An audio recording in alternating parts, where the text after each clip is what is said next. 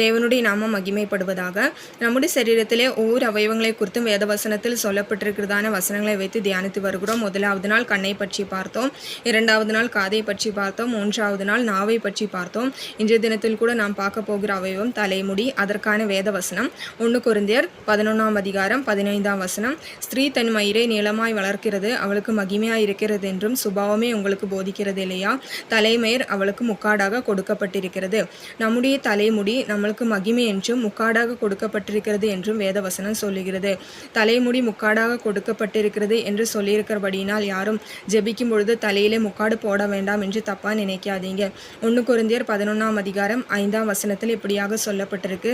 ஜெபம் பண்ணுகிற போதாவது தீர்க்க தரிசனம் சொல்லுகிற போதாவது தன் தலையை மூடிக்கொள்ளாத எந்த ஸ்திரீயும் தன் தலையை கனவீனப்படுத்துகிறாள் என்று வேதவசனம் சொல்லுகிறது. ஆனபடியினால் நீங்கள் ஜெபிக்கும் பொழுது தலையிலே முக்காடு போட்டு ஜெபியுங்கள்.